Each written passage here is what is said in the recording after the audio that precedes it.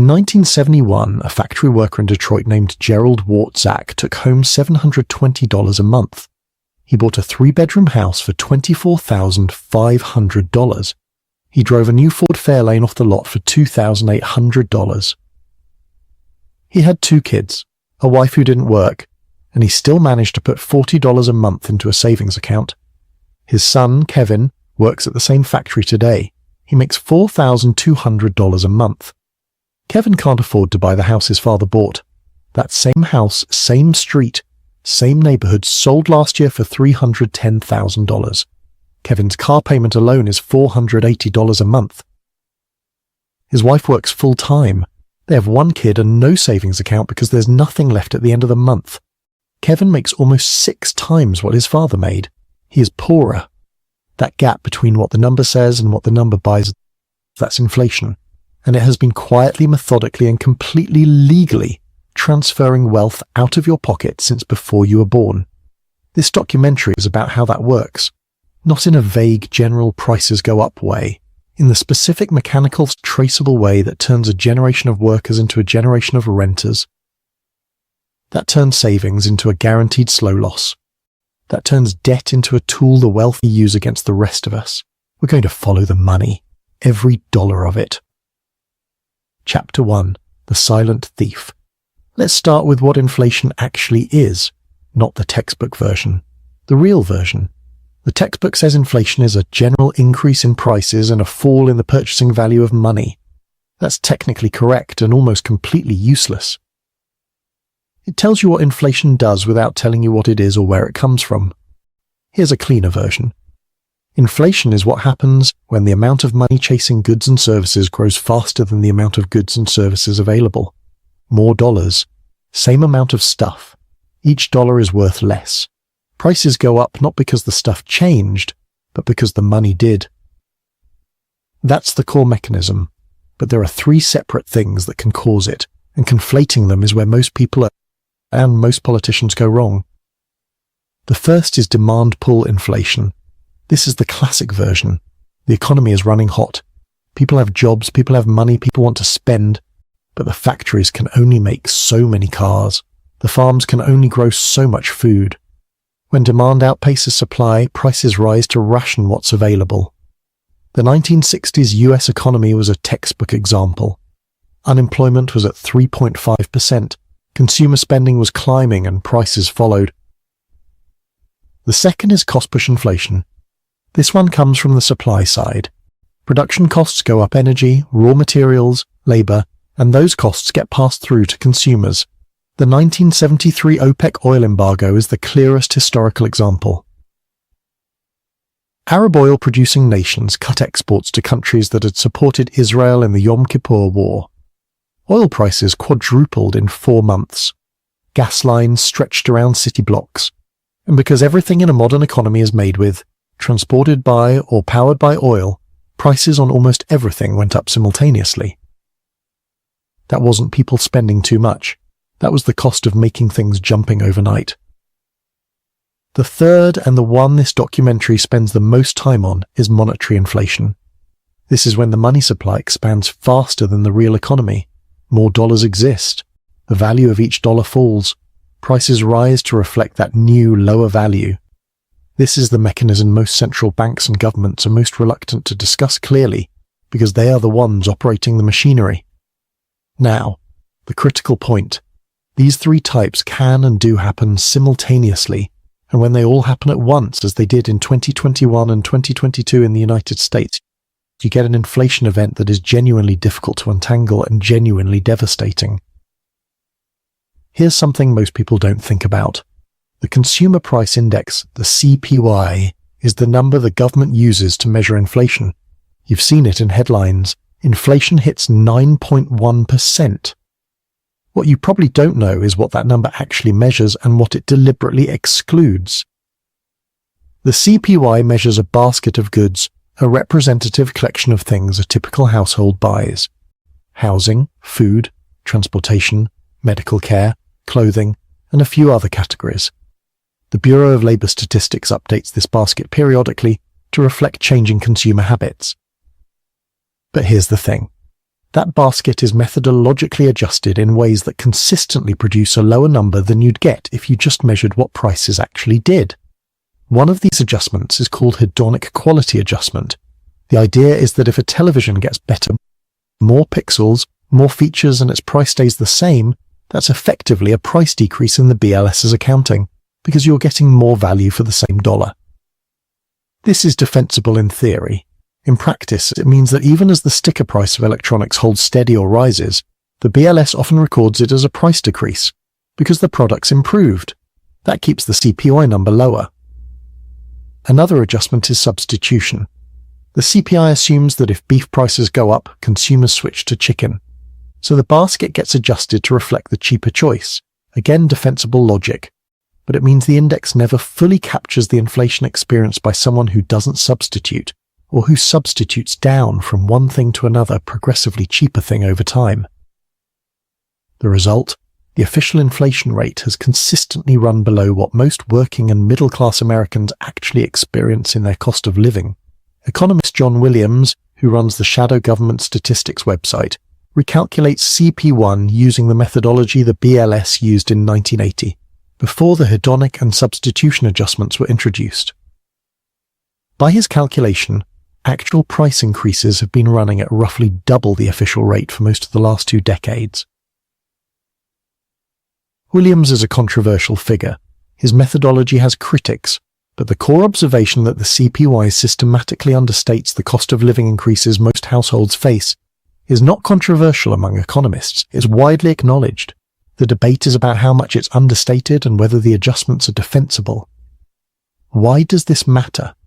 Because an enormous number of financial mechanisms are indexed to the CPI: Social Security cost of living adjustments, federal pension increases, wage contracts with COLA clauses, Treasury inflation-protected securities, tax brackets. If the official inflation number runs 1 or 2 percentage points below actual price increases year after year, those index payments fall further and further behind. Over 30 years, that gap compounds into something that looks a lot like slow poverty. 1% lower annual inflation adjustment, compounded over 30 years, means a retiree's Social Security check has 26% less real purchasing power than they expected when they started planning. That's not an abstraction. That's the difference between being okay and not being okay. Now let's talk about something more fundamental. While your brain is essentially useless at perceiving inflation as it happens, the human brain is excellent at noticing sudden dramatic changes. If your grocery bill doubles overnight, you'd notice. You'd be outraged. You'd tell everyone. But inflation rarely works like that. It works at 3, 4, 7% per year. It spreads unevenly across categories, so your electricity bill might jump 15% while your phone bill stays flat. The grocery receipt creeps up, but different items at different times. Coffee goes up 1 month, eggs the next. The individual increases feel like random noise, not a pattern. Cognitive scientists call this the reference price problem. Your brain anchors to recent prices. It compares today's price to last week's price, not last decade's price. So each small increase feels tolerable, even unremarkable, and the cumulative damage is invisible until someone shows you a chart. Here's that chart described. In January 2000, the average price of a dozen eggs in the US was 96 cents. By January 2024, it was $3.37, and had briefly spiked above $4 during the 2023 avian flu crisis. That's a 251% increase over 24 years on one of the most basic food items in existence. The federal minimum wage in January 2000 was $5.15. In January 2024, it was $7.25, a 41% increase over 24 years. Eggs went up 251%. The minimum wage went up 41%. You don't need a PhD in economics to understand what that means for the person buying eggs on minimum wage. This is the silent theft. No alarm, no announcement, no single moment where you can point and say that's when it happened. Just a slow, steady, almost imperceptible grinding down of what your money is worth while the people who own assets, who hold debt at fixed rates, who have inflation-indexed incomes, watch their position get quietly better. Let's go back in time and see how this mechanism has worked before. Because the current era is unusual, in how mild it looks compared to what inflation can actually do. Chapter 2. The history that changed everything. The first known inflation was not caused by a central bank. It was caused by an emperor who needed to pay his army. In the 3rd century AD, the Roman Empire was overstretched. Borders from Britain to Mesopotamia, armies that needed to be fed, housed, and paid, and a treasury that was running dry. Emperor Diocletian's predecessors had found a solution. Not a good one, but an effective one in the short term. The denarius Rome's standard silver coin was supposed to contain a specific weight of silver. Under Emperor Nero in 64 AD, the silver content was about 90%. By 265 AD, it had been reduced to less than 5%. The government was minting coins that looked like silver, weighed like silver, but were mostly copper with a thin silver wash. More coins, less real value per coin. Prices rose. Roman merchants started refusing to accept denarii at face value, demanding more coins for the same goods. Emperor Diocletian's response was the Edict on Maximum Prices in 301 AD. One of the earliest recorded attempts at price controls. He simply declared that prices could not rise above government-set maximums, with death as the penalty for violation. The market immediately went underground. Goods disappeared from official markets and reappeared in black markets at real prices. The edict collapsed within a few years. The lesson from Rome: you can mandate a price, but you cannot mandate value. When the money is worth less, prices find their way to the new level, one way or another. Jump forward 16 centuries. Germany, 1921. The Weimar Republic had just lost World War I. The Treaty of Versailles, signed in 1919, required Germany to pay reparations to the Allied powers, initially set at 132 billion gold marks. An almost incomprehensible sum for a country whose industrial capacity had been damaged, whose population was exhausted, and whose international trade was restricted. Germany tried to pay. It couldn't. In January 1921, Germany defaulted on timber deliveries to France and Belgium. In January 1923, France and Belgium occupied the Ruhr Valley, Germany's industrial heartland, to extract reparations by force. The German government's response was to encourage passive resistance by Ruhr workers and to pay those workers not to work, using a simple mechanism: printing money. At the start of 1921, $1 US was worth about 90 German marks. By January 1922, it was 192 marks. By January 1923, it was 17,792 marks. By November 1923, it was 4.2 trillion marks. That escalation was not linear. The Weimar hyperinflation had a specific character that all hyperinflations share: it fed itself. As prices rose, workers demanded higher wages. As wages rose, production costs rose. As production costs rose, businesses raised prices.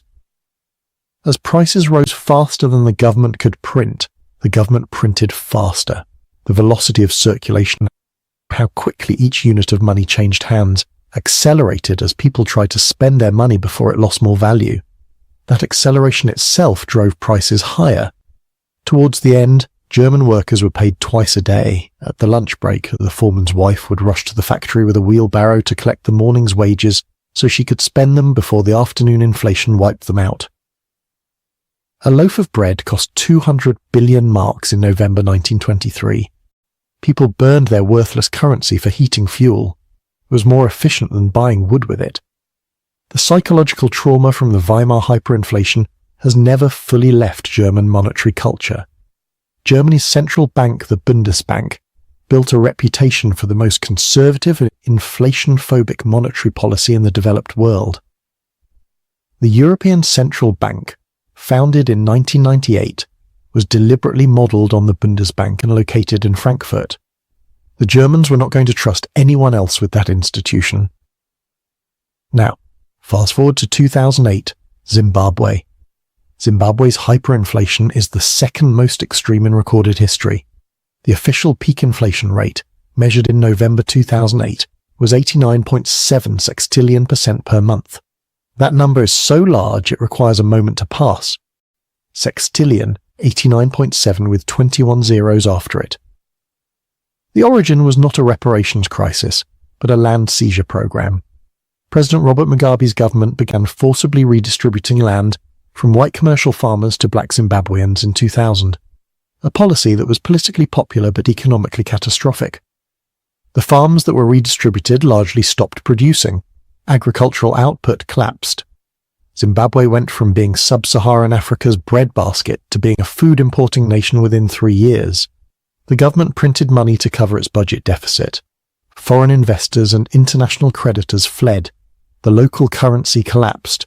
Prices doubled every 24 hours at the peak. The Zimbabwean dollar was eventually abandoned in 2009.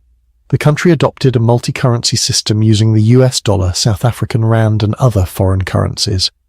When your own money becomes worthless, you borrow someone else's. Now. The event that changed the modern monetary world. August 15, 1971, Richard Nixon was president. The US was running a trade deficit, spending heavily on the Vietnam War, and facing a problem that had been building for 20 years.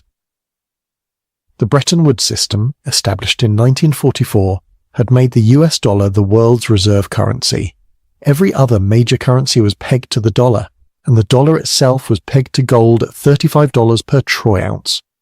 Any foreign government or central bank could theoretically turn up at the US Treasury with dollars and exchange them for gold. For years, France's Charles de Gaulle had been suspicious of this arrangement.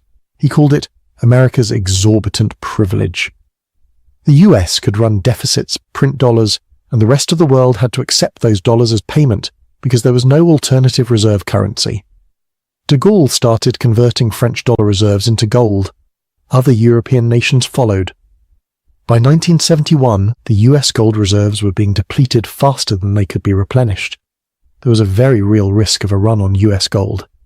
Nixon had 3 choices: dramatically cut government spending, raise interest rates to attract capital back to the dollar, or simply disconnect the dollar from gold entirely.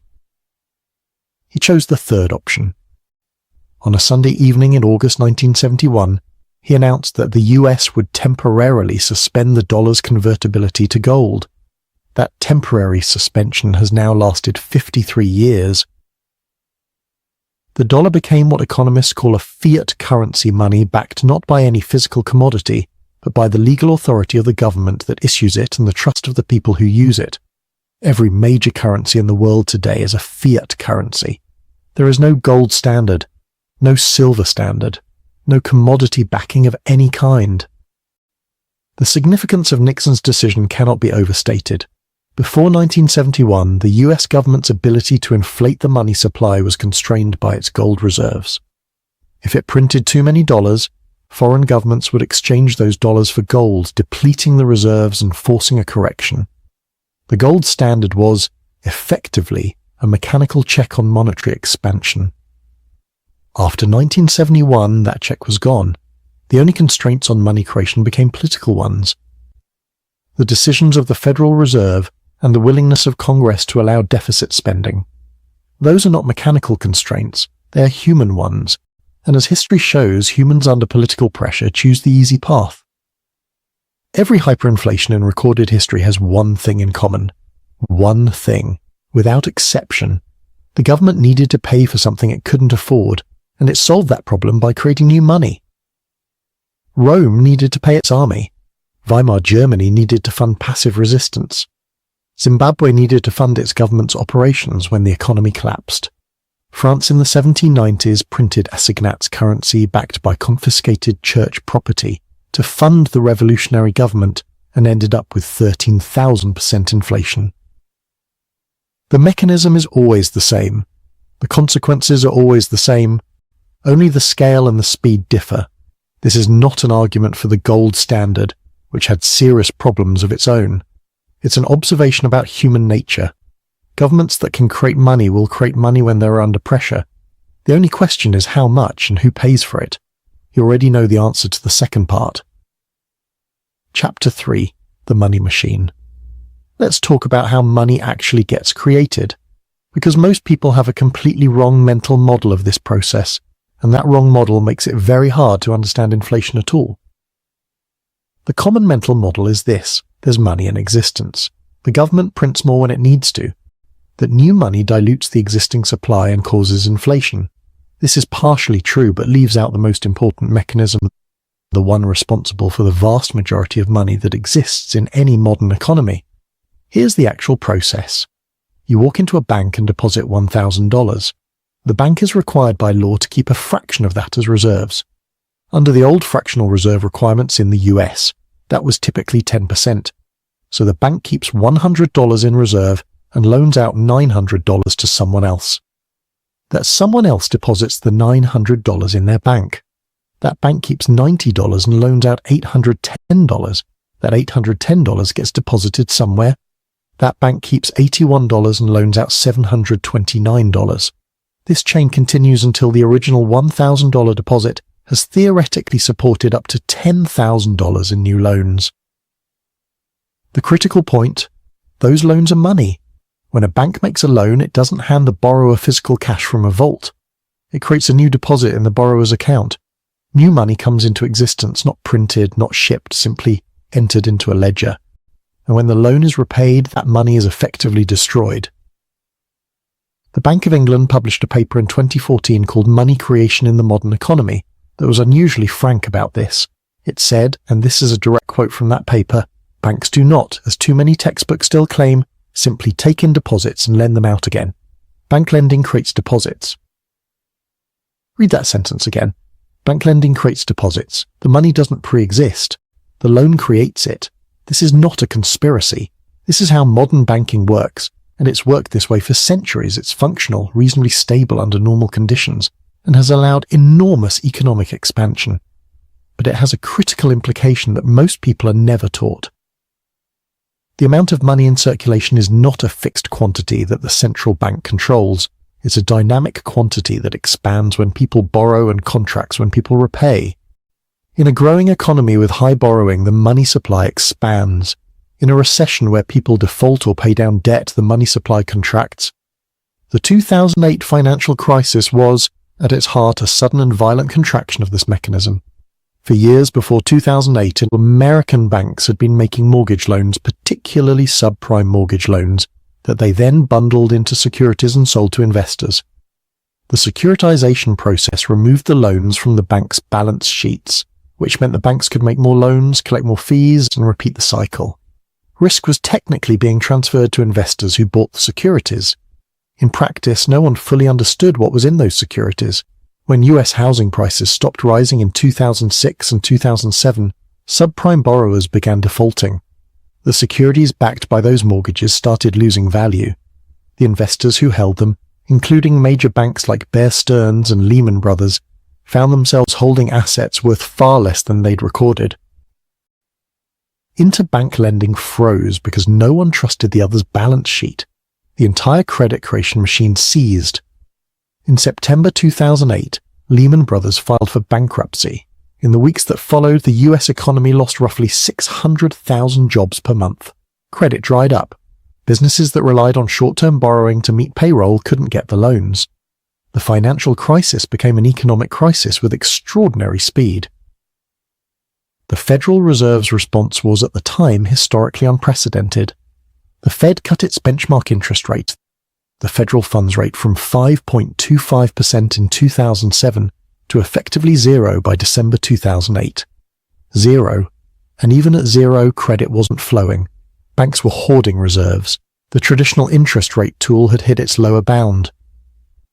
So the Fed invented a new tool, or more precisely, deployed a tool that had been theorized but never used at this scale in America: quantitative easing, QE.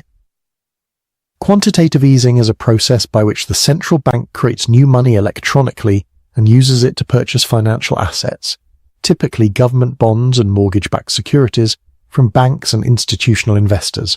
The sellers receive cash. The Fed's balance sheet grows. The theory: banks now have more cash and fewer bonds, so they'll lend more, stimulating the economy. Between 2008 and 2014, the Federal Reserve conducted 3 rounds of QE and expanded its balance sheet from roughly $900 billion to $4.5 trillion. Those numbers felt enormous at the time, unprecedented. The beginning of the end of the dollar, various commentators predicted. Inflation remained remarkably low throughout this period, running around 1.5 to 2%. Why? Because most of that newly created money stayed within the financial system. Banks used it to rebuild their capital ratios. Institutional investors used it to push asset prices higher. It didn't flood into the broader economy in a way that drove consumer prices up. It made stocks expensive. It made real estate expensive. It didn't make eggs expensive. Not yet. Then came COVID-19. March 2020. The US economy shut down. Congress passed the CARES Act, the largest economic relief package in American history at that point. $2.2 trillion in a matter of days. Checks went directly to American households. Enhanced unemployment benefits added $600 per week on top of normal state unemployment payments. The Paycheck Protection Program sent hundreds of billions directly to businesses. The Federal Reserve simultaneously cut rates back to zero and launched a new QE program buying not just treasury bonds but corporate bonds, municipal bonds, and even junk bonds for the first time. The Fed's balance sheet went from $4.2 trillion in February 2020 to $8.9 trillion by mid-2022. Let's be clear about the timeline. The first 3 rounds of QE, conducted over 6 years from 2008 to 2014, expanded the Fed's balance sheet by $3.5 trillion. COVID-era interventions expanded it by nearly $5 trillion in roughly 18 months. The money this time was different. It didn't just stay in the financial system. The stimulus checks, the enhanced unemployment benefits, the PPP loans, this was money going directly into household checking accounts and business bank accounts. And households stuck at home with nowhere to spend on services spent it on goods. Goods that global supply chains, also disrupted by COVID, couldn't produce fast enough. More money, less stuff. Classic demand pull inflation, layered on top of supply chain cost push inflation, layered on top of monetary expansion. By June 2022, US CPI inflation had reached 9.1%, the highest rate since November 1981. Nobody who understood the mechanics was surprised. The surprise for most economists was that it took as long as it did to show up. The 13-year period of QE without inflation had convinced many policymakers and economists that the relationship between money supply growth and inflation was weaker than classical theory suggested. It wasn't weaker, it was delayed. The money had been inflating asset prices for over a decade. When the mechanism finally connected directly to consumer spending, when the money reached people who would actually buy groceries and cars instead of government bonds, the inflation appeared. Understanding this matters for one very important reason. The question, is inflation over, cannot be answered by looking at a 12-month chart of CPI. The Federal Reserve's balance sheet still holds nearly $7 trillion in assets. The US national debt has crossed $34 trillion and is growing at roughly $1 trillion per quarter. The conditions that produced the 2021 to 2023 inflation surge have not been resolved. They have been at best partially suppressed by the rate hike cycle that began in March 2022. What that rate hike cycle did and what it failed to do is the subject of a later chapter. First, let's follow the money to the people it was supposed to help, and what it actually did to their paychecks. Chapter 4. The Wage Illusion. Here's a thought experiment that will change how you think about every raise you've ever gotten. In 2019, you earned $50,000. Your boss is happy with your work and gives you a 3% raise. You now earn $51,500. You feel slightly better. In 2022, inflation was running at 8%. Your boss gives you a 5% raise. You now earn $54,075. You feel like you got a significant raise. You probably told someone about it. In real terms, adjusting for the purchasing power of money, you lost ground in both years. You lost ground more dramatically in 2022 despite the bigger nominal raise, because the raise didn't come close to matching inflation. This is what economists call the wage illusion. The number goes up, the real value goes down. Most people see the number and feel good. The groceries tell a different story. The Economic Policy Institute tracks real wages adjusted for inflation going back to the 1970s. What they show is this. From 1948 to 1973, productivity in the US economy grew at roughly 2.9% per year. Real wages for the typical worker grew at roughly 2.8% per year, almost perfectly in sync. Every time the economy got better at producing things, the workers producing those things got a larger paycheck in terms of actual purchasing power. From 1979 to 2018, that relationship broke. Productivity grew 69.6%. Hourly compensation for production and non-supervisory workers, the people who actually make things and provide services, grew 11.6%. In real terms, accounting for inflation, the productivity gains went somewhere. They didn't disappear. They went to corporate profits and to the compensation of people at the very top of the income distribution: executives, shareholders, financial professionals. This is not a natural economic law. It's a policy outcome. It resulted from specific decisions: the decline of union membership, trade policies that allowed manufacturing to move offshore, tax policies that favored capital income over labor income, and the deregulation of financial markets. But inflation made it worse. Here's how. Imagine two workers. Worker A earns $50,000 a year and owns no financial assets, no stocks, no real estate. Their wealth is their labor and whatever they manage to save in a bank account. Worker B earns $50,000 a year, but also owns a house worth $300,000, a stock portfolio worth $150,000, and some rental property. When inflation runs at 7%, Worker A's wages might grow at 4%, not enough to keep up. Their bank savings earn 0.5% in a savings account. Their real purchasing power declines on both the income side and the savings side. Worker B's wages also grow at 4%, but their house appreciates 10% because real estate tends to move with or ahead of inflation. Their stock portfolio might gain 8% in nominal terms. Their rental income goes up with inflation. Their total wealth position improves in real terms even as their wages fall behind. Same nominal income, very different outcome. The difference is assets. This is the mechanism that has been slowly over decades concentrating wealth in the United States and in almost every other major economy. Inflation doesn't cause this problem, but it dramatically accelerates it. Every inflationary episode redistributes wealth from people who hold savings to people who hold assets, every time. Now let's talk about the 1970s specifically, because that decade shaped everything that came after. In 1970, the US median household income was $8,734. By 1980, it was $17,710. That's almost exactly double in nominal terms, so most people felt like they'd gotten richer. But inflation over that decade was extraordinary, averaging 7.25% per year, compounding to roughly 104% cumulative over the decade. Prices more than doubled. So that doubled household income was, in real purchasing power terms, almost identical to where it started. 10 years of work, raises, promotions, and the collective output of the US economy and the average household ended up exactly where it began in terms of what their money could actually buy. There's a more specific story buried in those numbers. People who owned houses in 1970 saw their home values rise dramatically in nominal terms over that decade.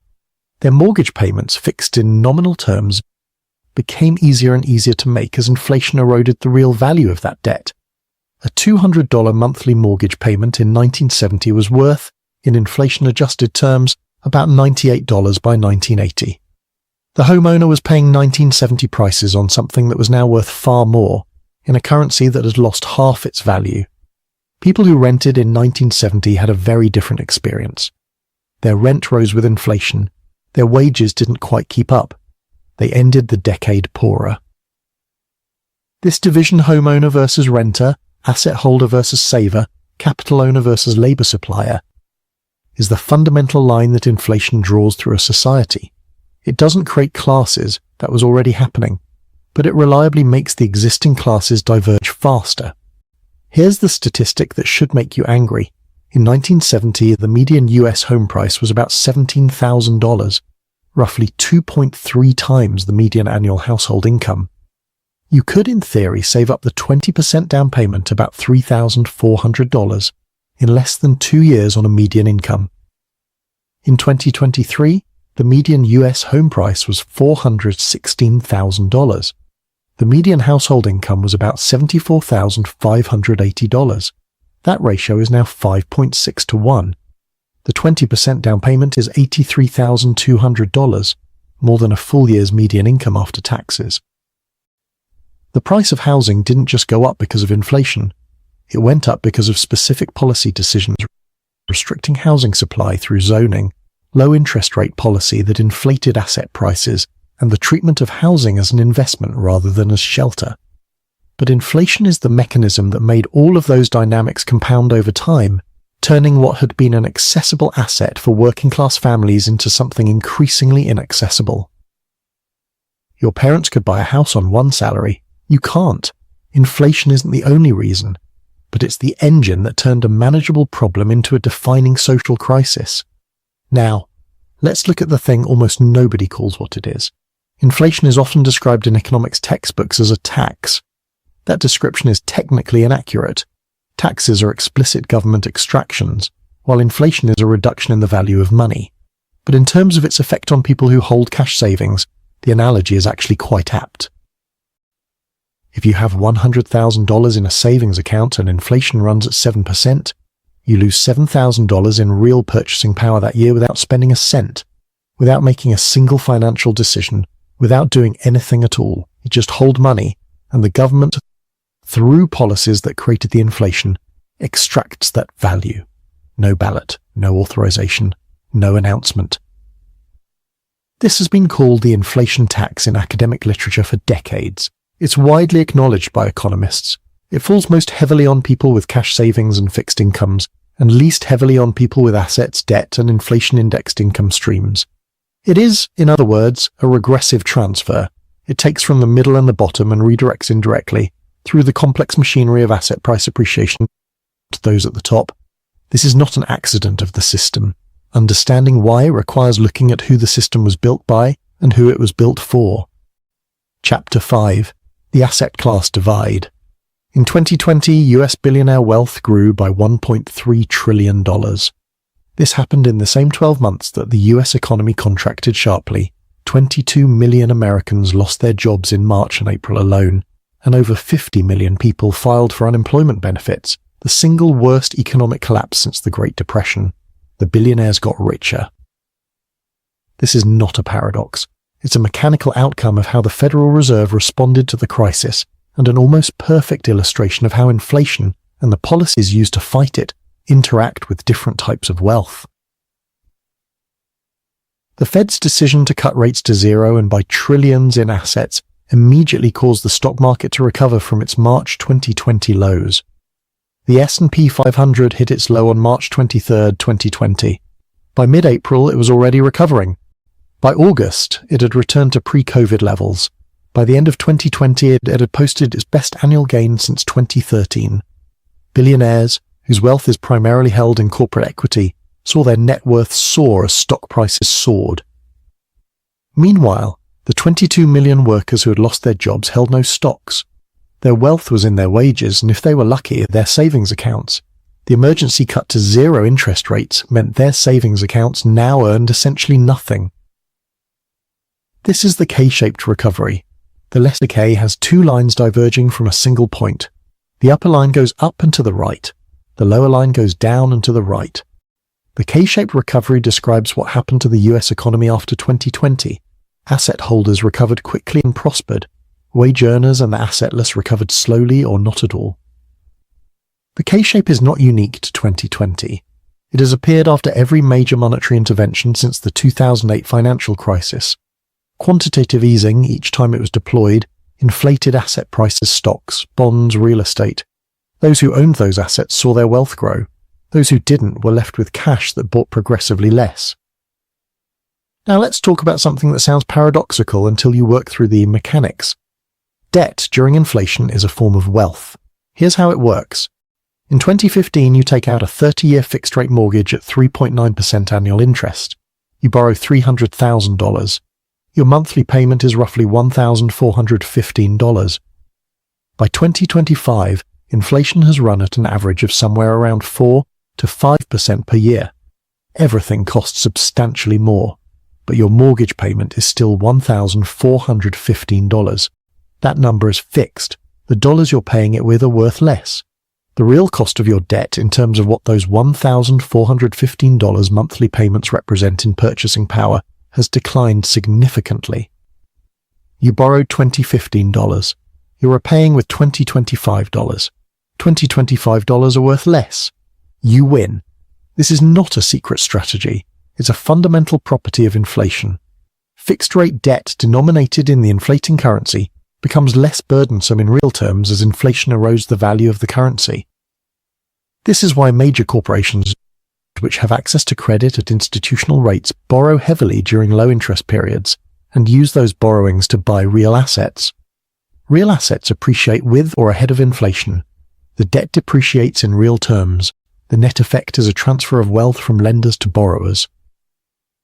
Now here's the problem. Not everyone has access to this mechanism. To borrow at low fixed rates, you need collateral, typically existing assets. You need a credit score built on a history of repayment. You need income sufficient to qualify for the loan. You need the financial sophistication to understand what you're doing.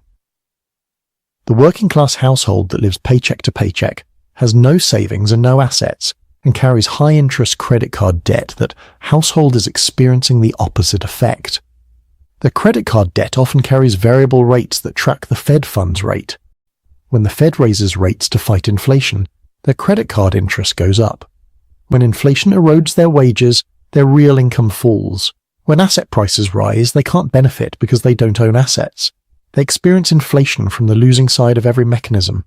Let's be specific about the asset classes that protect against inflation, because this is critical knowledge that most people acquire very late in life, if ever. Real estate is historically the most reliable inflation hedge for ordinary investors. This is not because real estate is magical. It's because of two structural properties. First, real estate is a real asset, a physical thing with genuine utility value. And that utility value tends to move with or ahead of general price levels. When construction costs go up because lumber and labor and concrete are more expensive, existing properties become more valuable relative to new construction. Supply constraints in most urban markets mean that the adjustment is mostly upward. Second, most people buy real estate with substantial leverage or mortgage.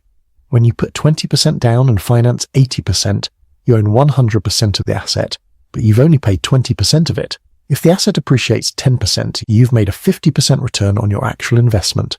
Inflation amplifies this leverage effect. The asset appreciates. The debt is repaid in dollars worth less than when you borrowed them. The equity grows fast. Stocks, specifically broad equity index funds, have historically been another reliable long-term hedge. The S&P 500 has returned an average of roughly 10% per year in nominal terms over the last century, and around 7% after inflation. That's not a guarantee for any specific period, and there have been stretches of a decade or more where real stock returns were negative. But over the long run, companies that own productive capacity and real assets tend to preserve and grow wealth faster than inflation erodes it. Gold has been used as an inflation hedge for thousands of years. Its actual performance as a hedge is more complicated than its advocates admit.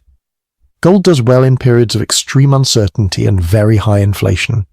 It does poorly during periods of moderate inflation, combined with rising real interest rates. From 1980 to 2005, gold lost roughly 75% of its real value. From 2008 to 2020, it roughly doubled in real terms. It's volatile, it pays no income, and its long-run real return is close to zero, which means it preserves wealth rather than growing it. Cash, savings accounts, money market funds, these are the standard vehicles used by ordinary households to save. They're also, in an inflationary environment, a guaranteed slow-motion loss of wealth. A savings account earning 0.5% in a 7% inflation environment loses 6.5% of its real value every year. The number in the account goes up or stays the same. The purchasing power of that number goes down, reliably, predictably, every year. The wealthy know this. They've known it for a long time. They don't keep savings in savings accounts except as a small operational float. The working class and much of the middle class keep the majority of their liquid wealth in savings accounts.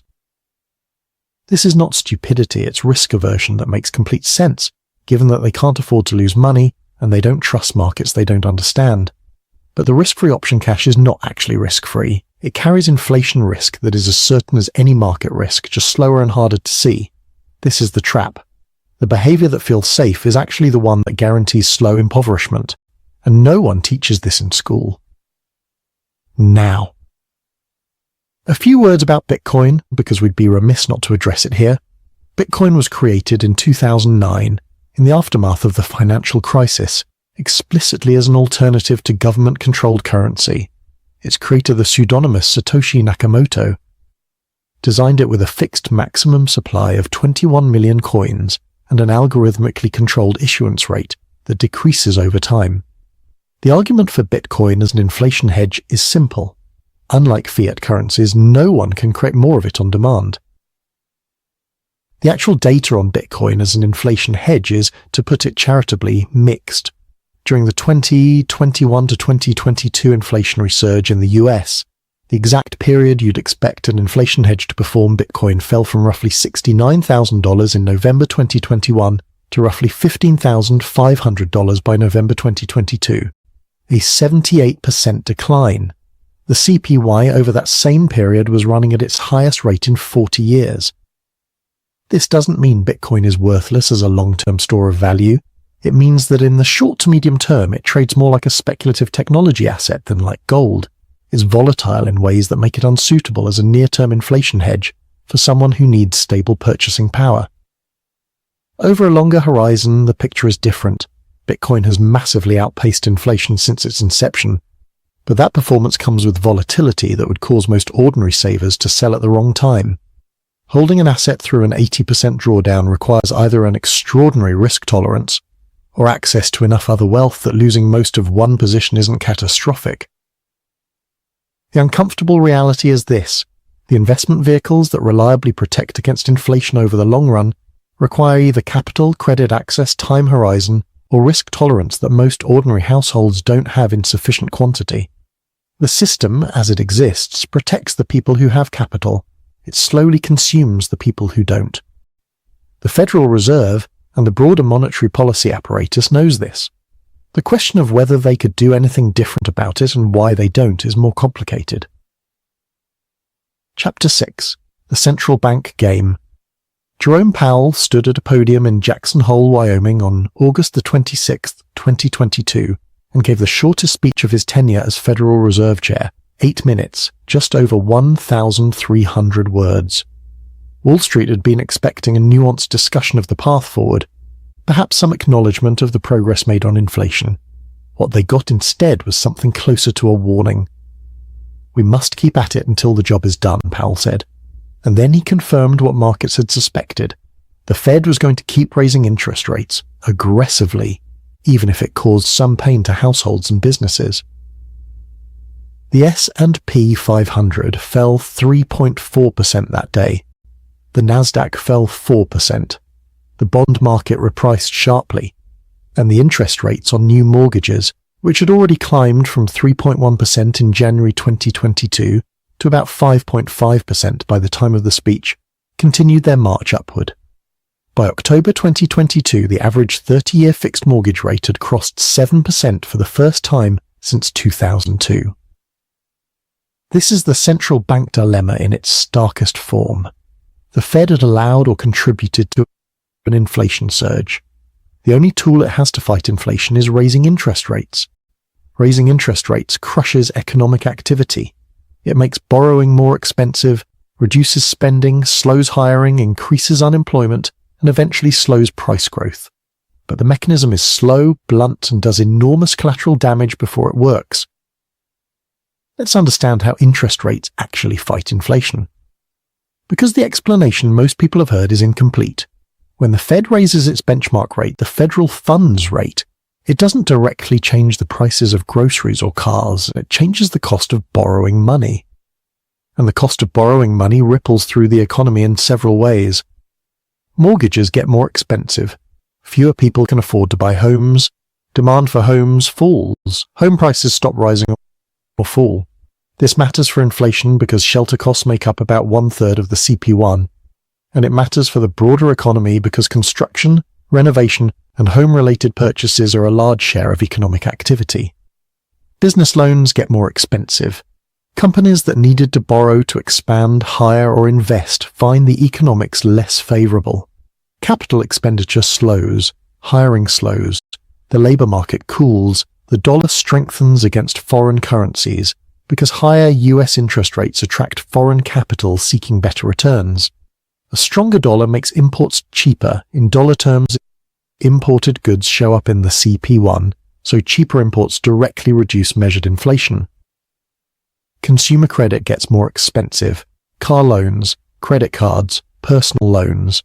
When the cost of borrowing rises, people buy less on credit. Demand for goods and services falls. All of these mechanisms work in the right direction. They all reduce inflation. But they also, and this is the part that got emphasized less in the Fed's public communications, they all harm working people disproportionately. The homeowner who bought in 2019 at a 3% mortgage rate is largely insulated from the rate hikes.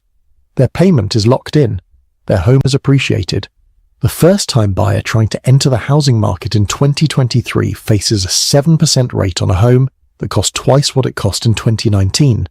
They're squeezed on both the price and the rate.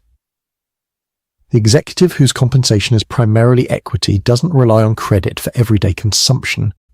The factory worker whose car just died and who needs a $25,000 vehicle to get to work is now looking at a 6% auto loan instead of a 3% one. Their monthly payment on the same car is $150 more per month. The rate hikes fight inflation by reducing the purchasing power of people who are already financially constrained. The mechanism of inflation, as we covered in earlier chapters, had already reduced their real wages and depleted their savings. The cure works by squeezing them further. There's a phrase in economics: the pain of disinflation falls disproportionately on labor. Disinflation, the slowing of inflation, typically requires a period of higher unemployment and slower wage growth. The people who experience higher unemployment are workers, not shareholders. Shareholders experience a period of lower stock prices, which is painful if you need to sell, but not the same as losing your job. Ow, the 2% inflation target. Where did it come from, and why is it not zero? The Federal Reserve's dual mandate, as established by Congress, is to pursue both maximum employment and stable prices. Stable prices could theoretically mean zero inflation, but the Fed's operational target for inflation is 2%. This number is so widely cited and so deeply embedded in monetary policy that most people assume it has some scientific basis, some mathematical proof that 2% is the optimal rate. It doesn't. The 2% target traces back to a 1989 press conference by the Governor of the Reserve Bank of New Zealand, Don Brash. New Zealand was implementing a new inflation targeting regime. A reporter asked what the target was. Brash said somewhere between 0 and 2%, largely off the top of his head, as he later acknowledged. Around 1%, I think I said, Brash recalled in a 2022 interview. The phrase entered policy discussions. Other central banks adopted similar targets. The Fed formally adopted a 2% target in January 2012. 2% is preferred over 0 for several reasons, all of which are defensible but none of which are certain. First, it provides a buffer against deflation. Falling prices deflation sound good but are economically dangerous. When prices are expected to fall, consumers delay purchases. Why buy a car today if it'll be cheaper next year? That delay reduces economic activity, reduces business revenue, reduces hiring, which reduces income, which reduces spending further. Deflation can create a self-reinforcing downward spiral.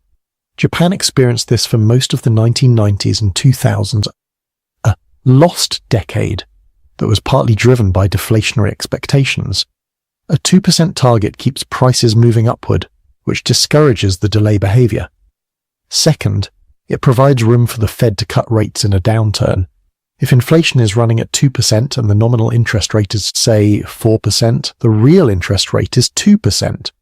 When a recession hits and the Fed cuts rates to 0, the real interest rate becomes -2%, a genuine stimulus. If inflation had been at 0 and the nominal rate at 2%, cutting to 0 gives you 0 real stimulus. The 2% target essentially creates monetary policy space. Third, and this is the one that rarely gets said clearly in central bank communications, 2% inflation allows governments to reduce the real value of their debt over time. A government that owes $30 trillion in debt denominated in dollars benefits from inflation. Each percentage point of inflation reduces the real value of that debt by roughly 1% per year, without the government explicitly defaulting or restructuring. At 2% inflation sustained over 20 years, the real value of the debt falls by about 33% without cutting a single program or raising a single tax. This is not an accident. It is a known and documented property of inflation that benefits debtors, including the world's largest debtor, the US federal government. The people who pay for this debt reduction are everyone who holds dollar-denominated savings, everyone receiving fixed nominal payments, Social Security recipients, bond investors, fixed-income retirees. Their real wealth is slowly reduced by the rate of inflation that the government's own policies maintain. You are in a very specific and mechanically precise sense subsidizing the US national debt every year through inflation without being asked. This is not a conspiracy theory. It's described in academic economics as the inflation tax and financial repression. These are standard terms in monetary economics, discussed openly in central bank research papers. The people to whom this applies are generally unaware of it. That asymmetry between those who design the system and those who live inside it is what makes inflation not just an economic phenomenon, but a political one. Chapter 7. Inflation and Psychology. There's a supermarket in Hackensack, New Jersey that started selling a 14.5-ounce can of black beans in 2015. By 2022, that can contained 13.4 ounces. The price was unchanged. Nobody noticed. Or rather, almost nobody noticed. The shelf tag said the same price. The can looked the same. The label was slightly redesigned, as they periodically are, but nothing flagged the change. You'd have to stand there with a calculator and compare the unit price to the old unit price. And if you're like most people, you don't do that every time you buy beans. This is shrinkflation, and it's been documented systematically across thousands of consumer products. Edgar Dworsky, a consumer advocate who runs the website consumerworld.org, has tracked shrinkflation since 2003. His database includes hundreds of specific examples. Bounty paper towels shrinking from 120 sheets to 116 to 110 to 100 over a series of years. Dove soap reducing from 4 ounces to 3.75 ounces. Häagen-Dazs ice cream pints dropping from 16 fluid ounces to 14 and eventually to 14, right at the boundary of still being a pint.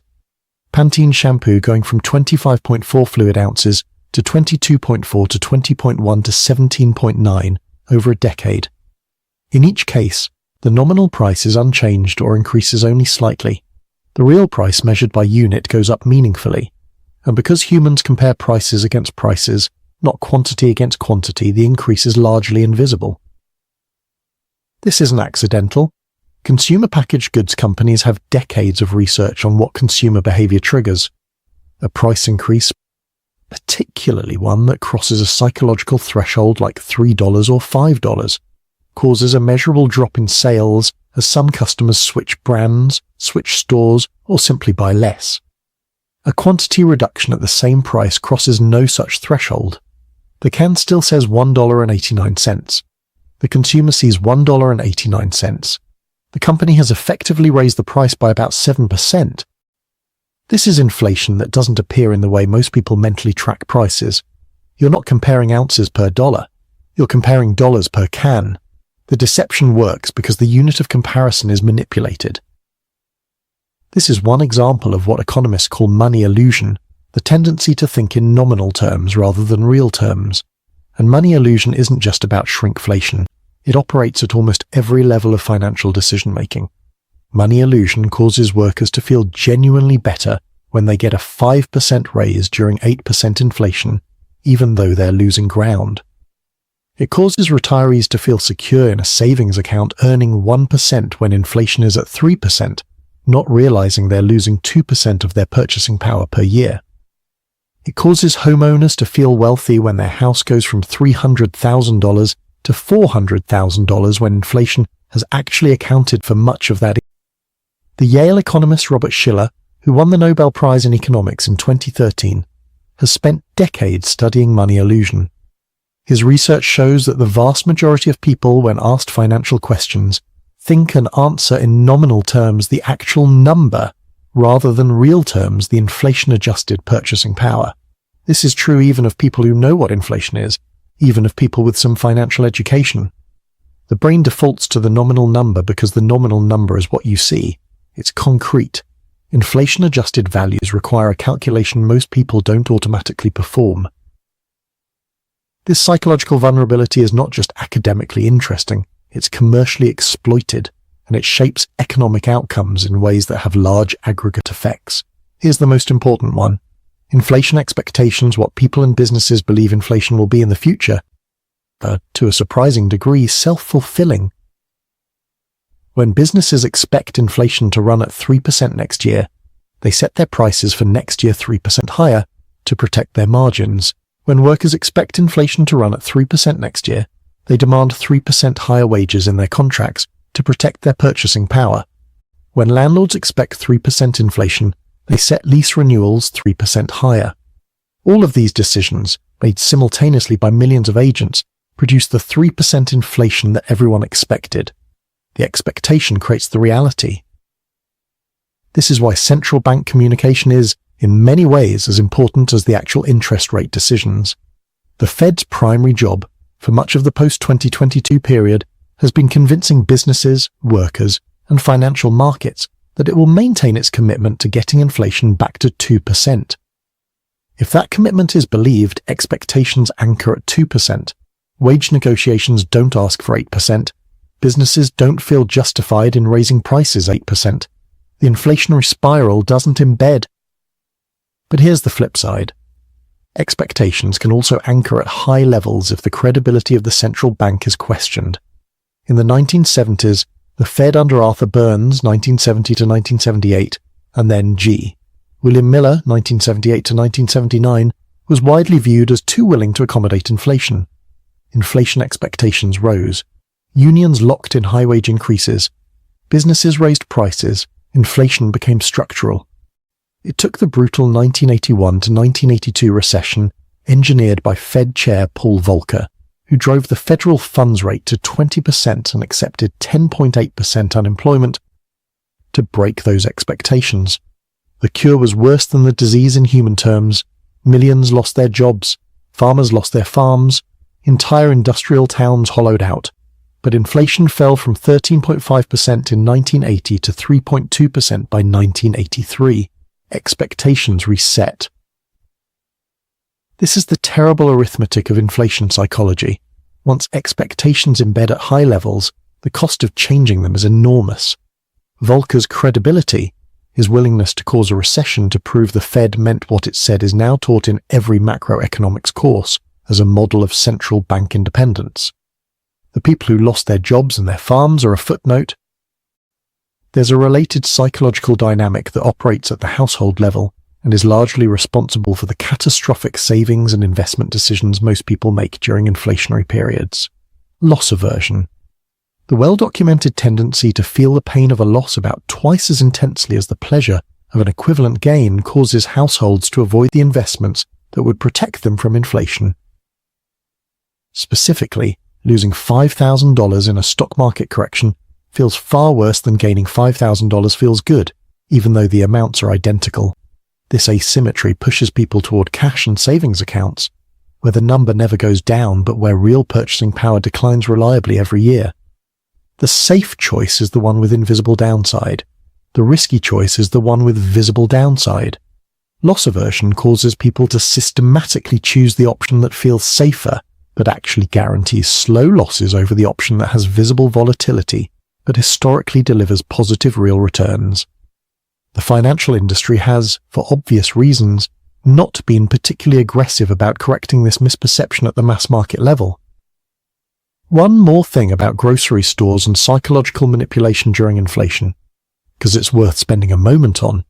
During the 2021 to 2023 inflationary period, commodity costs for many food producers rose between 15 and 25% due to supply chain disruptions, energy costs, and labor shortages.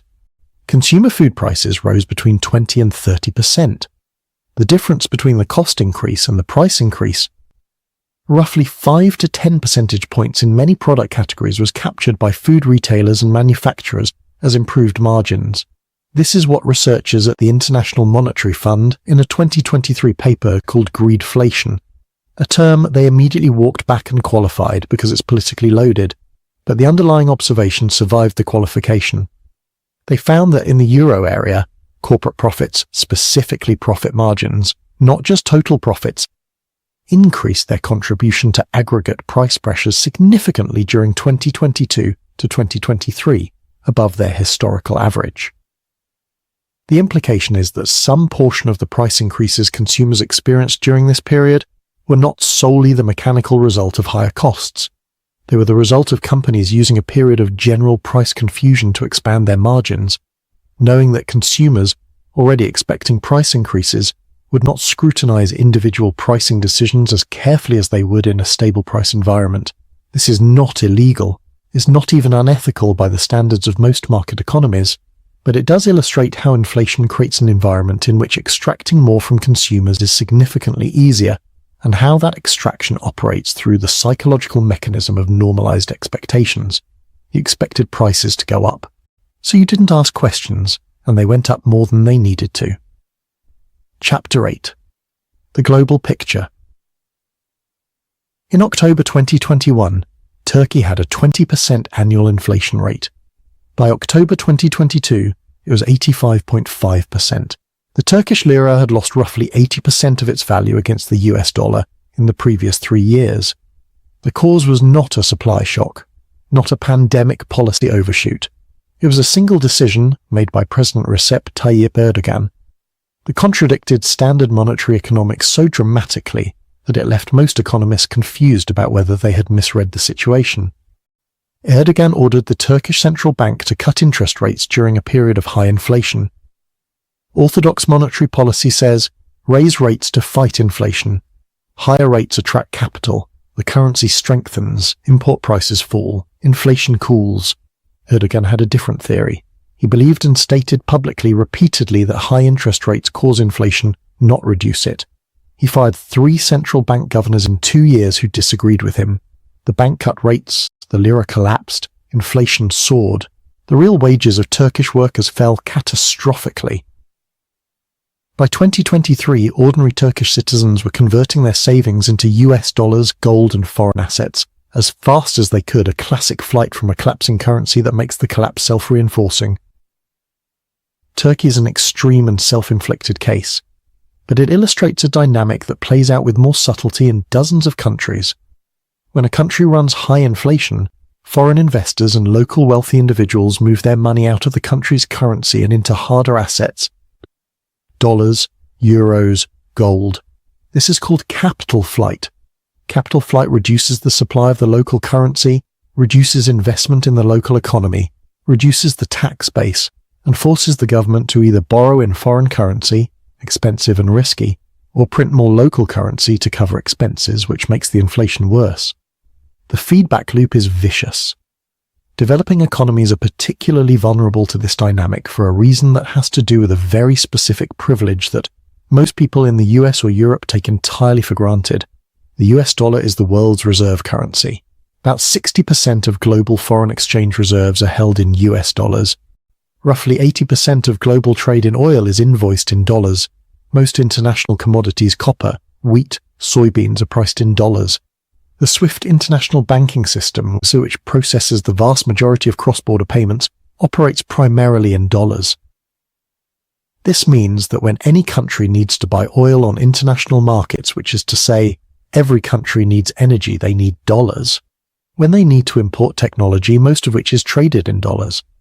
When they need to repay international loans, which are mostly denominated in dollars. To get dollars, they need to earn them by exporting things, or they need to borrow them at dollar interest rates set by the Federal Reserve. Those rates are set based on the US domestic economic situation, with minimal consideration of their effects on the rest of the world. When the Fed raised rates aggressively in 2022 and 2023 to fight US inflation, the dollar strengthened dramatically. For developing countries with dollar-denominated debts, this was a crisis. Their local currencies weakened against the dollar, which meant their debt burden measured in local currency increased, even if the dollar principal stayed the same. A country that owed $1 billion when its currency was at 50 per dollar now, with its currency at 80 per dollar, effectively owed 60% more in terms of local resources. Sri Lanka, in April 2022, became the first Asia-Pacific country to default on its foreign debt since 1948. The immediate catalyst was foreign exchange reserves running out. The country simply didn't have enough dollars to pay for fuel and food imports. Fuel shortages led to power cuts lasting up to 13 hours per day. Hospitals ran out of medicines. Food prices rose 80% in a single year. The causes of Sri Lanka's crisis were complex government mismanagement, a sudden ban on fertilizer imports that devastated agriculture, and the COVID collapse of its tourism industry. But the interest rate environment created by the Fed's choices amplified every weakness. The rising dollar made the country's dollar debts heavier. It made imports more expensive. It made capital flight from the local currency more attractive to anyone with the means to move money. Argentina's story is almost a different genre entirely, because Argentina has been in and out of inflation crises since the 1970s so many times that it has become the subject of a genuinely dark joke in international finance that the world is divided into four kinds of countries: developed, developing, Japan, and Argentina. Argentina has defaulted on its foreign debt 9 times since independence. It has experienced multiple hyperinflation episodes. Its currency has been redesigned twice. To remove zeros, they printed a new peso worth 10,000 old pesos in 1983, and a new convertible peso worth 10,000 of those in 1991. By 2023, Argentina's annual inflation rate was above 200%. The official exchange rate for dollars was wildly different from the blue dollar black market rate, and most Argentines who could were transacting in dollars informally. The IMF, which had provided Argentina with a $44 billion bailout in 2018, the largest in IMF history at that time, was in ongoing negotiations about restructuring the repayment. The perverse outcome: ordinary Argentines have become extremely financially sophisticated about inflation. They know to never hold pesos longer than necessary. They know to buy hard currency, real estate, or durable goods before their cash loses value. They have internalized inflation psychology in a way that Americans or Europeans, whose currencies have been more stable, have not. But this sophistication is not a lifestyle choice. It's a survival adaptation. The mental bandwidth spent managing currency risk, tracking exchange rates, and protecting daily savings from devaluation is bandwidth not spent on the things you'd actually want to be thinking about: your work, your children, your life. Persistent inflation is not just an economic problem. It's a psychological and social tax on the energy of everyone living inside it. The IMF's role in all of this is complicated and contested. The IMF was established at the 1944 Bretton Woods Conference, the same conference that created the dollar-dominated international monetary system. Its mandate is to prevent balance of payments crises and provide emergency financing to countries facing foreign exchange shortfalls. In practice, its loan programs typically come with conditionality, requirements that borrowing countries implement economic reforms as a condition of the loans. Those reforms have, historically, followed a template that critics call the Washington Consensus: cut government spending, reduce deficits, privatize state enterprises, liberalize trade and capital flows, raise interest rates. These policies tend to stabilize currencies and reduce inflation in the medium term. They also tend to cause severe economic contractions in the short term, with the costs disproportionately borne by the poor who depend on government services that get cut, who lose public sector jobs, whose wages are suppressed as part of the adjustment. The IMF has, over the last 2 decades, substantially revised its approach and acknowledged in its own research that some of its earlier programs caused unnecessary suffering. But the fundamental dynamic, that the mechanism for restoring monetary stability, involves concentrated short-term pain, and that pain falls on those least able to absorb it, has not fully changed. Currency wars are a different flavor of the same conflict. When country A's currency is weaker than country B's, Country A's exports are cheaper for Country B's consumers, and Country B's exports are more expensive for Country A's consumers. Country A runs a trade surplus, Country B runs a deficit. Some countries deliberately manage their currencies to keep them weak, maintaining their export competitiveness. China was accused for years of manipulating the yuan to keep it undervalued and Chinese exports cheap. The US, in turn, periodically weakens the dollar through aggressive QE or low interest rate policies, which has inflationary effects for any country whose currency is pegged to the dollar. This is competitive devaluation, a race to the bottom where each country tries to have a weaker currency than its competitors. The winners are exporters. The losers are anyone trying to preserve the value of their savings in the debasing currency.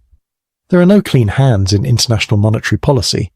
Every major economy has at various points prioritized its domestic situation in ways that exported inflation, recession, or instability to trading partners. The people who live at the end of that supply chain, buying imported goods priced in a currency that's being deliberately weakened, have no vote in these decisions. They just experience the consequences. Chapter 9. The Survival Playbook. Let's get specific. Because this documentary is not just history and mechanics, it's also meant to be useful. Here's what actually works against inflation, not in theory, in terms of what the historical data shows. The first and most important thing is stopping the slow, guaranteed loss before addressing anything else. This means understanding what you're currently doing with your savings and whether it's actually safe. A savings account at a major US bank as of early 2024 was paying between 0.01 and 0.5% APY on standard accounts. High-yield savings accounts at online banks were paying between 4.5 and 5.5%. That's a nearly 50-fold difference on money you're holding in the same category of account. For someone with $30,000 in a traditional savings account at 0.05%, switching to a high-yield savings account at 5% represents an additional $1,485 per year in interest income with zero additional risk, because both are FDIC insured up to $250,000. This is not investment advice, but it is an observation that millions of Americans are leaving this specific money on the table because they've never switched, because the switch feels complicated, or because inertia is one of the most powerful forces in personal finance. That inertia has a measurable cost. TIPS, Treasury, inflation-protected securities are US government bonds whose principal value adjusts with the CP1. If inflation runs at 7%, the face value of your TIPS increases by 7%. The interest you earn is calculated on the adjusted principal. At maturity, you receive the higher of the inflation-adjusted principal or the original principal. TIPS are not exciting. They don't generate high returns. They generate returns that track inflation, which means they preserve purchasing power without growing it. For a portion of a fixed income portfolio, particularly for retirees that's genuinely valuable, the traditional alternative, regular treasury bonds, loses real value when inflation exceeds the bond's nominal yield. I-bonds Series 1. Savings bonds are a related but more accessible instrument. In 2021 and 2022, when inflation was running hot, I-bonds were paying over 9%. This was extraordinary, a risk-free government-guaranteed instrument paying 9%. The problem? You're limited to $10,000 per person per year, and they have liquidity restrictions. The reality? Almost nobody knew they existed, and the people who did know and bought them got one of the best risk-adjusted investments of the decade. Knowing what's available is its own edge. Now let's talk about index funds. Not because they're exciting, but because the data is compelling enough to warrant a full explanation. In 1975, John Bogle founded Vanguard and launched what is generally credited as the first index mutual fund available to retail investors. His thesis was simple. Most actively managed funds fail to beat the market index over long periods after fees. Therefore, the mathematically dominant strategy for most retail investors is to buy the market, not to try to pick winners within it. The evidence in support of this thesis has accumulated to the point that it's difficult to dispute. The S&P Dow Jones Beaver report, published twice yearly, tracks the percentage of actively managed funds that outperform their benchmark index over various time horizons. Over the 20-year period ending in 2022, 95% of large-cap active funds underperformed the S&P 500. Not 60%, not 70%, 95%. For the ordinary investor without access to institutional research, proprietary data, or significant time to analyze markets, the choice between an actively managed fund charging 1% per year and an index fund charging 0.03% per year is, statistically, not a real choice. The difference in fees alone compounded over 30 years on a $100,000 investment is roughly $180,000. And over long periods, equities have outpaced inflation. From 1926 to 2023, the S&P 500 returned an average of about 10.5% per year nominally, and about 7.3% after inflation. That's not smooth. There were periods like 2000 to 2002 and 2008 where real returns were sharply negative. But the long-run real return has been positive and substantial. The behavioral problem, the actual reason most retail investors underperform even simple index strategies, is not a lack of information about what to buy. It's a failure to hold through volatility. The research firm Dalbar publishes an annual study called the Quantitative Analysis of Investor Behavior. Their 2023 study found that over the previous 30 years, the average equity mutual fund investor earned 7.71% per year, while the S&P 500 itself returned 10.35% per year over the same period. The gap, roughly 2.5 percentage points annually, is almost entirely explained by investor behavior. Buying after markets have risen and selling after they've fallen, which is exactly opposite of what long-run returns require. People hear that and think, I wouldn't do that. But market psychology during a 40% drawdown, with financial news constantly reminding you that the crash could get worse, with real money disappearing from your account, with colleagues and neighbors panicking that environment produces decisions that look irrational in retrospect and feel completely rational in the moment. The only known cure for this behavioral problem at the individual level is automation. Setting up automatic regular investments, a 401k contribution that happens on payday, regardless of market conditions, removes the behavioral decision from the equation. You don't have to decide whether to buy when prices are falling. It happens automatically. This is dollar cost averaging, and its primary virtue is not mathematical but psychological. It removes the human from the decision loop. Here's the honest limitation I want to name. Everything in this section assumes some surplus income, something left over, after essential expenses that can be redirected toward these instruments. For the roughly 40% of Americans who said in a 2022 Federal Reserve survey that they couldn't cover an unexpected $400 expense from savings, these strategies are not immediately accessible. Before any investment strategy is relevant, financial security requires a buffer, and building that buffer during a period of high inflation eating into wages is a genuinely difficult thing. The playbook described here is real and effective. But it's most accessible to people who are already on stable ground. Acknowledging that isn't pessimism, it's an honest look at who the system currently serves well and who it doesn't. The gap between those two groups is partly a function of individual circumstance and partly a function of structural policy.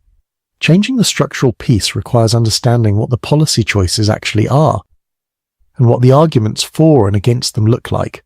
Chapter 10, The Future of Money. Sometime in the next 5 to 10 years, the exact timeline is uncertain. The Federal Reserve will likely launch a central bank digital currency. The Fed calls its research project FedNow and has been piloting an instant payment system since July 2023. A full retail CBDC digital dollars issued directly by the central bank, held by individual citizens in digital wallets, would be something substantially more significant. 63% of countries, accounting for 98% of global GDP, were exploring CBDCs as of mid-2023. According to the Atlantic Council's CBDC tracker, the Bahamas has had the sand dollar since 2020. China's digital yuan, the ECNY, has been piloted in dozens of cities with over 260 million registered users. The European Central Bank approved a preparation phase for a digital euro in October 2023.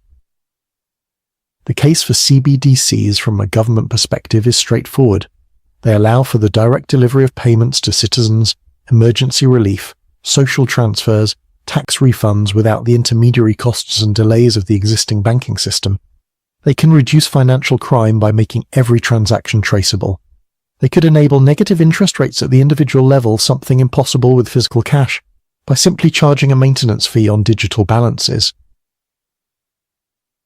That last point is the one that gets remarkably little attention in the mainstream CBDC discussion, and enormous attention in cryptocurrency communities and among monetary economists who study it. Negative interest rates mean your money in the bank loses value at a declared rate, not through inflation that's indirect, directly as a fee. The argument for this, in policy terms, is that it gives central banks a tool to push money into circulation during a deflationary crisis. If holding cash costs 1% per year, people and businesses are incentivized to spend or invest rather than hoard. The argument against it is that it's a direct confiscation of savings by the central bank, at will, without limit, with no practical ability to opt out if physical cash no longer exists. CBDC advocates say these fears are overblown, that negative rates would only be used in extreme circumstances, and that proper design could exclude small balances. Skeptics note that only in extreme circumstances describes how every extraordinary monetary power has been described before it became routine. This is not a resolved question. It's an active policy debate happening right now, largely outside of public view, in central banking circles that have limited democratic accountability. Now let's address the question that has attracted the most interest and the most confusion in the last decade. Does Bitcoin work as an inflation hedge?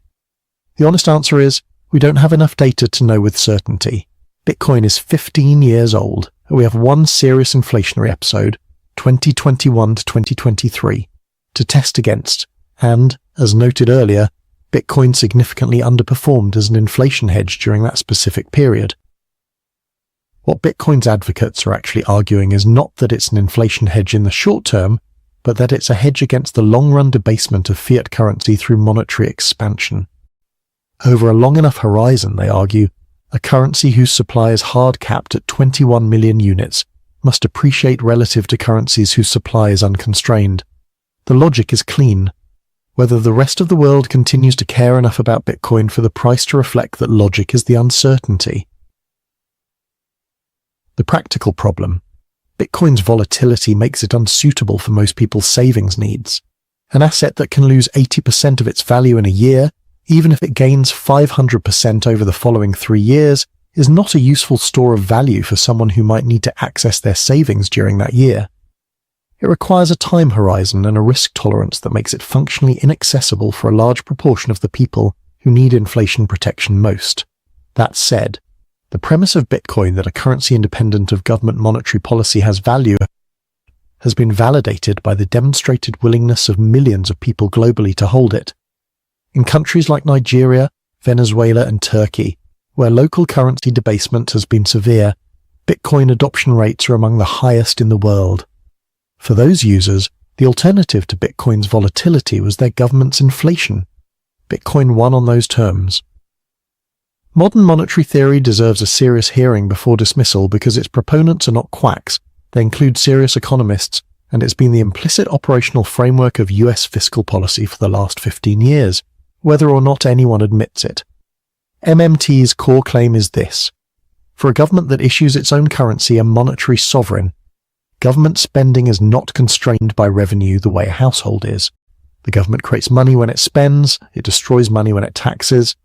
Taxes are not primarily revenue collection, they're inflation management. If the government spends more than it taxes, the money supply expands. If it spends less than it taxes, the money supply contracts. The appropriate level of spending on MMT's account is whatever level maintains full employment without causing excessive inflation. The question, on MMT's own terms, is what constrains spending? What prevents the government from just spending its way to hyperinflation? MMT's answer: the real resource constraints of the economy. If the economy has unemployed workers and underutilized capacity, more government spending just puts those resources to work, no inflation. If the economy is at full employment and full capacity, additional spending bids up prices for scarce resources, inflation. The appropriate response is higher taxes to remove money from circulation. The obvious critique is political. The same Congress that votes to spend also votes to tax, and the political incentives favor spending and oppose taxing. The self-correcting mechanism MMT describes works in theory, but requires a level of institutional discipline and political willpower that no democratic government has demonstrated sustained ability to maintain. The United States is currently running the MMT experiment not by design but by default. The debt is $34 trillion and growing. The Fed has accommodated massive deficit spending for over 15 years. Inflation appeared in 2021 and was partly tamed by rate hikes. The real test of MMT's framework is what happens when the next recession requires massive deficit spending, while inflation has not fully returned to target, and the Fed's ability to raise rates further is constrained by the existing debt service costs. If the government owes $34 trillion at average interest rates of 3 to 4%, the annual interest bill is over $1 trillion. If rates rise further to fight a new inflationary episode, for instance, that interest bill rises, higher interest costs require more borrowing or more money creation. More money creation fuels more inflation. The cycle becomes harder to break. This is not a forecast. Nobody knows when or how this particular tension resolves. But it is a structural condition of the current monetary situation, and anyone who tells you they have a certain answer to where it leads is either misinformed or selling something. Now, what would actually fix inflation, and why won't governments do it? There are two honest answers. First, permanently resolving inflationary pressure would require addressing its structural causes, aligning money supply growth with real economic growth, reducing deficit spending to levels that don't require debt monetization, and managing supply-side bottlenecks before they become price shocks. These require political will, long-term thinking, and willingness to accept short-term economic pain in exchange for long-term stability. Second, governments benefit from moderate inflation. It reduces the real burden of sovereign debt. It provides monetary policy space. It gives fiscal authorities the option of spending today and paying less in real terms tomorrow. Eliminating this tool is rational from a public interest standpoint, irrational from the standpoint of the politicians who would give it up. The incentive structure points toward continued moderate inflation, punctuated by periodic high inflation episodes followed by painful corrections. This has been the pattern for 60 years since the dollar left gold. There's no compelling mechanism currently operating that would change it. The question, in this environment, is not how do I stop inflation? You can't. The question is, how do I stop being the one who pays for it? The answer requires understanding the mechanics, which is what this documentary has been about. It requires knowing which side of the inflation equation your assets and your debts put you on. It requires looking past the nominal numbers, the salary, the savings account balance, the advertised price to the real values underneath. The man who works and saves in cash and keeps his savings in a bank account, trusting that the number will protect him, he is doing exactly what the system relies on him to do. Somebody has to provide the liquidity that banks use to make loans. Somebody has to hold the bonds that fund the government's deficit. Somebody has to absorb the inflation tax. The system is designed so that the most intuitive, most safe choices are the ones that guarantee that outcome. Kevin, the factory worker from the beginning of this documentary, makes almost 6 times what his father made. He is poorer. His father saved in assets a house, a pension. Kevin saves in the only instrument available to someone living paycheck to paycheck, a savings account that earns less than inflation in a country whose monetary policy reliably produces moderate to significant inflation, managed by an institution whose mandate does not include protecting Kevin's purchasing power. The silent theft continues, not because no one knows how it works, because the people who know how it works designed it this way.